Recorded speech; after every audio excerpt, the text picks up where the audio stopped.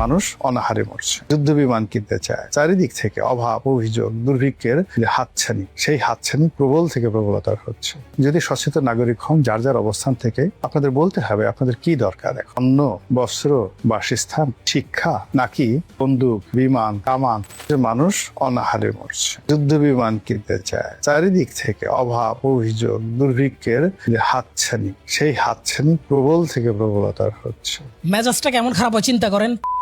গত 16 বছরে তোরা এই দেশ থেকে $234 বিলিয়ন পাচার করছস। পাচার করার জন্য তোর কাছে $234 বিলিয়ন আছে, আর মাত্র $2 বিলিয়ন ফাইটার জেট কিনলে এই দেশে দুর্ভিক্ষ অবনটন শুরু হয়ে যায় তোর কাছে। এই দেশ থেকে টাকা পাচার করে নিয়ে গিয়ে তোকে ভূমিমন্ত্রী যুক্তরাজ্য লন্ডনের মতো জায়গায় 360টা লাক্সারি বাড়ি কিনছে, সেটার জন্য টাকা আছে, ফাইটার জেট কেনার মতো টাকা নাই। বাংলাদেশ থেকে টাকা পাচার করে নিয়ে গিয়ে সামিট গ্রুপের আজি সিঙ্গাপুরের মতো দেশে, আবার বলছি সিঙ্গাপুরের মতো দেশে শীর্ষ 50 জনের মধ্যে একজন হয়ে গেছে, সেটার জন্য টাকা আছে, ফাইটার জেটের জন্য টাকা নাই। এসালম গত 15 বছরে বাংলাদেশ থেকে 2.25 লাখ কোটি টাকা পাচার করছে। 2.25 লাখ কোটি টাকায় কয়টা শূন্য লাগে তোরা লিখতে গেলে তুই লিখতে পারবি না। 2.25 লাখ কোটি টাকা পাচার করে নিয়ে যাওয়ার জন্য টাকা আছে, আর $2 বিলিয়ন ফাইটার জেট কিনতে গেলে তোর অভাব অনটন দুর্ভিক্ষ শুরু হয়েছে ইন্ডিয়ান পোলাদের কাছে। শুধুমাত্র এসালম মানে এক ব্যক্তির পাচারের টাকা দিয়ে যেই জেটেন্সি কেনা নিয়ে বলতেছে দেশের দুর্ভিক্ষ শুরু হয়ে যাবে। শুধুমাত্র ওই অ্যাসলমের পাচার করা টাকা দিয়েই অন্তত পক্ষে 200 থেকে 250টা পূর্ণাঙ্গ প্যাকেজের জেটেন্সি কেনা যাবে। জেটেন্সি বাদ দেন, আমেরিকার যে অত্যাধুনিক F-16 ফাইটার জেট আছে, সেই F-16 ফাইটার জেট পূর্ণাঙ্গ প্যাকেজে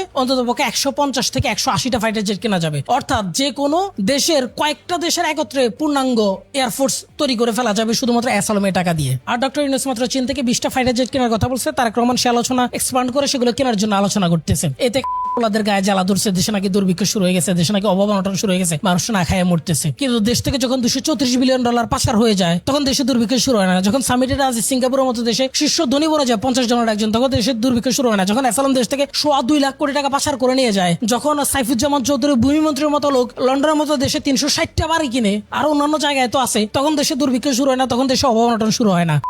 দেশের জন্য অভাব অনটন শুরু হয় মাত্র 20টা ফাইটার জেট কিনতে গেলে এয়ারফোর্সের জন্য। এখন এই ছেলেদের গালি না দিলে আপনি গালি কারা দেবেন? তাহলে বাংলাদেশের গালির সম্ভারে, গালির ভান্ডারে এই গালিগুলো আবিষ্কার হলো কেন? এই গালিগুলো কাদেরকে দেওয়ার জন্য আপনারাই বলেন।